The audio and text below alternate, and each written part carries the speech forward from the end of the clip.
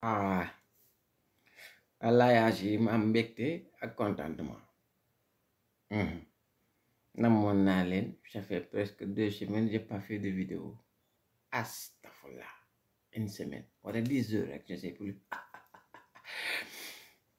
waaye comme tey jii dañoo woote woon fële ca jam ñaajo président Ousmane Sonko jëlee ñu ci focus gi nekkoon ñëw indi ñu ci benn xeetu kuccal goo xam ne moom bi muy ñëw wax na ko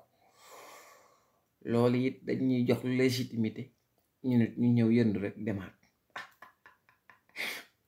parce que man suba laa bëgg commencé focus gi nga xam nekk rek ci vision 2050 gi 30K bi ak 29 bi xam la suba laay tàmbale kon fii ak suba mën naa fi def vidéo am ñu ma kuccal parce que boo leen amee 2 minutes seen taa ma ñëw ci benn éclaircissement bu ndaw pour sunu maam mag yeeg tonton yeeg waa Ndakaaru daal xam la xanaa malaakam Njaga Juuf mii rek yéen dégg ngeen ko ma ne malaakam Njaga Juuf mi dégg ngeen ko moom da nee na moom daa xam ne daa jël waa Ndakaaru teg leen nii maanaam tagg leen a tagg ba na ñoo ci ne mu boole leen ñoom ñëpp saaga ndey moo ko wax moo ko def malaakam Njaga Juuf mi nee na waa Ndakaaru yéen kët ay ndaanaan ngeen Dakar dëkku ndaanaan la daan ne duñ ko jox benn sàcc loolu la malaakam Njaga Juuf mi wax nee na Dakar dëkku ndaanaan la deesu ko jox benn sàcc waaye kët Dakar moom mënees na koo jox un meurtrier reykatu nit doublé d'un traître maanaam waa Ndakaaru daal lay sosol neen leen yéen kat amoo leen xel vous n'êtes pas intelligent parce que Ndakaaru gii xam na ne du ngeen ko jox sàcc waaye man ngeen koo jox un meurtrier doublé d'un traître lëkkaloog koo xam ne si ni nangu ne na sàcc na 1,8 milliard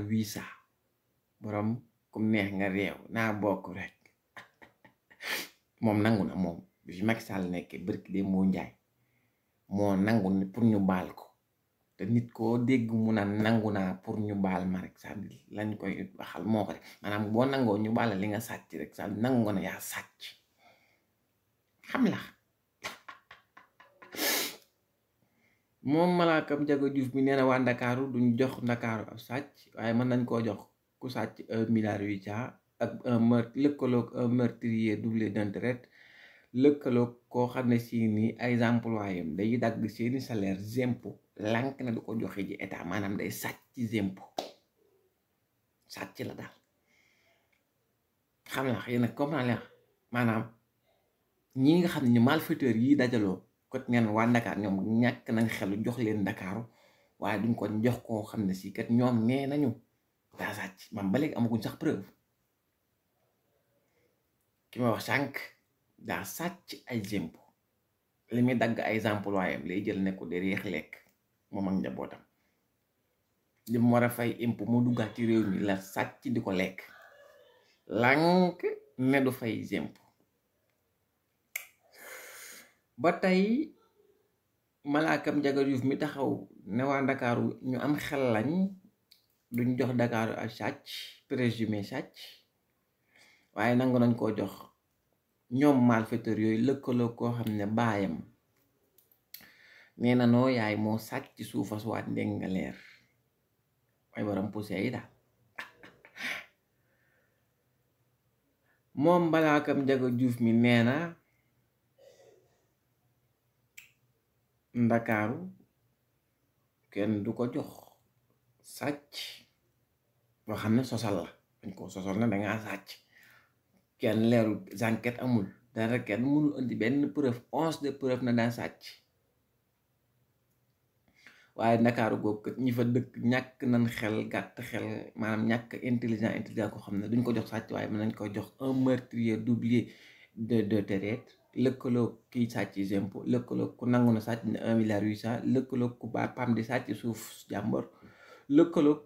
kuy sàcc parrainage. j'ai rien compris.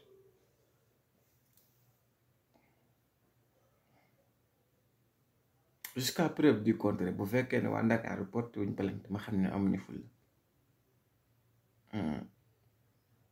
waa Ndakaaru lii ñu leen waxal bu fekkee porté wuñu plainte Malaakam Njaga Juuf mii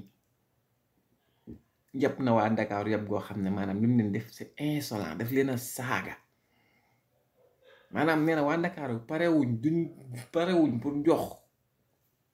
Ndakaaru un présumé maanaam koo xam ne dañ ko jiiñ ci lu amul benn preuve sax ñaan duñ ko jox réew mi waaye pare nañ pour jox ko ñii ma la wax association de malfaiteurs nga xam ne ñi ci bokk ñépp mais ñoom Thierno Bocoum laa gisul mu am fa dossier maanaam ñu naan def na li war ñépp am luñ def moom Malaakam Njaga Juuf moo lay Njaga Juuf ba pare traître la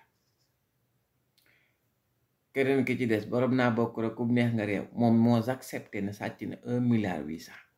bi nangoo ko baal la nangu na sàcc na keneen ki ci des day sàcc lempo bugguma tudd turam di ko may boos day sàcc lempo moom Bibis Gueye ndax ay employés am lay dagg lempo ba pare du ko yóbbu trésor loolu sàcc la maanaam lu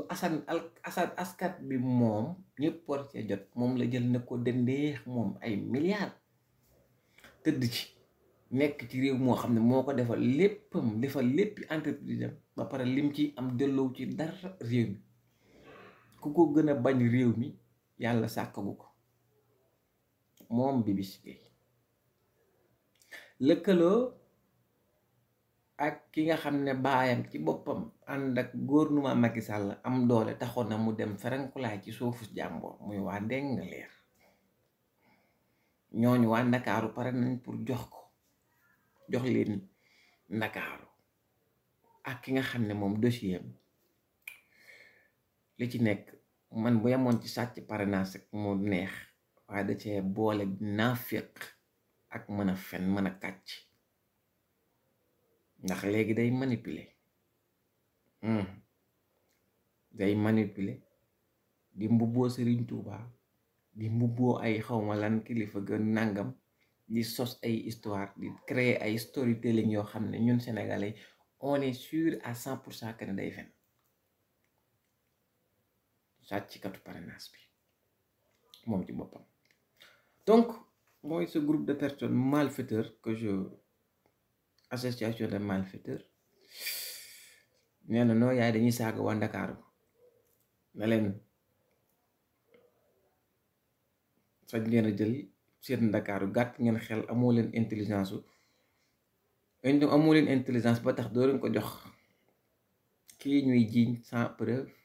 waaye pare ngeen pour jox ko association de malfaiteurs yéen a bon te yëpp waa Ndakaaru man dama fee yaroo rek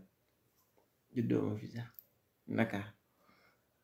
ooyu bokkoon ne lay porte naa plainte dama fee yaroo képp ooyu juddoo woon ne porte plainte moom saaga bi ñaaw na trop